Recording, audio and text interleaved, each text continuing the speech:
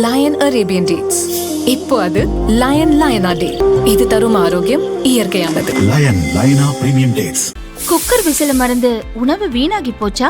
இனி அந்த கவலையே வேண்டாம். வழங்குகிறோம் உலகின் முதல் விசில் கவுண்டர் குக்கர், புதிய அல்ட்ரா குரோனோ.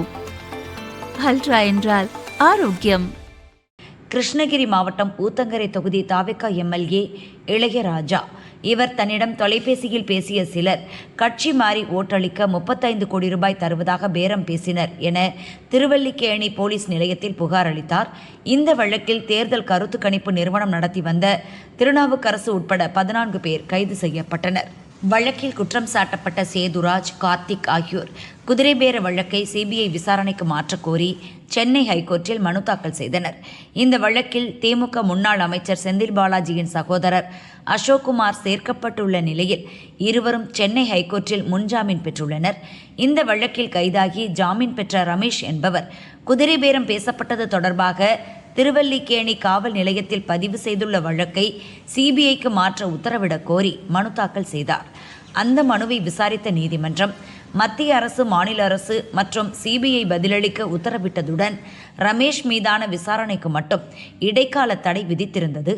இந்த நிலையில் நேற்று ஜாமீன் பெற்ற சேதுராஜ், கார்த்திக் ஆகியோரும் இந்த வழக்கை சிபிஐக்கு மாற்றி புதிதாக விசாரணை நடத்த உத்தரவிட வேண்டும் என்றும் சென்னை ஹைகோர்ட்டில் வழக்குகளை தாக்கல் செய்துள்ளனர்.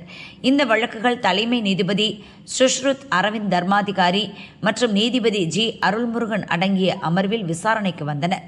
அப்போது மனுதாரர்கள் தரப்பில் மாநில காவல்துறையினர் விசாரணையில் நம்பிக்கை இல்லை என்பதால் இந்த வழக்கை சிபிஐ அல்லது வேறு ஏதேனும் விசாரணை அமைப்புக்கு மாற்ற வேண்டும் என்று வாதிடப்பட்டது.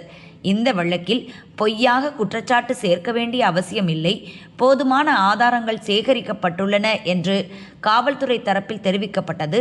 மேலும் தமிழக அரசு தரப்பில் வழக்கின் புலன் விசாரணை ஆரம்ப கட்டத்தில் உள்ளதால் எந்த இடைக்கால உத்தரவும் பிறப்பிக்க கூடாது என்றும் வாதிடப்பட்டது. அனைத்து தரப்பு வாதங்களையும் கேட்ட நீதிபதிகள் குற்றம் சாட்டப்பட்ட நபர்கள் ஒவ்வொருவராக சிபிஐ விசாரணைக்கு மாற்ற கோரி மனு தாக்கல் செய்து வருவதை சுட்டிக்காட்டினர். குதிரை பேரம் தொடர்பாக திருவல்லிக்கேணி காவல் நிலையத்தில் பதிவு செய்யப்பட்ட வழக்கின் விசாரணைக்கு ஆகஸ்ட் 27 வரை இடைக்கால தடை விதித்து நீதிபதிகள் உத்தரவிட்டனர். இதற்கிடையே இந்த வழக்கில் கைது செய்யப்பட்ட திருநாவுக்கரசு, தியாகராஜன், ராஜேஷ், கணேசன், சீனிவாசன், செல்வம் ஆகியோர் ஜாமீன் கேட்டு சென்னை ஹைகோர்ட்டில் மனு தாக்கல் செய்தனர். இதேபோல் இந்த வழக்கு தொடர்பாக தீபக், செல்வரங்க முருகன், அழகேசன், சக்திவேல் ஆகியோரும் முன்ஜாமீன் கேட்டு மனு தாக்கல் செய்தனர். மனுக்களை விசாரித்த நீதிபதி ஜி.கே. இளந்திரையன் வழக்கில் கைதான திருநாவுக்கரசு, தியாகராஜன் உள்ளிட்ட 6 பேருக்கு ஜாமீன் வழங்கியும் தீபக் உள்ளிட்ட 4 பேருக்கு முன்ஜாமீன் வழங்கியும் உத்தரவிட்டார்.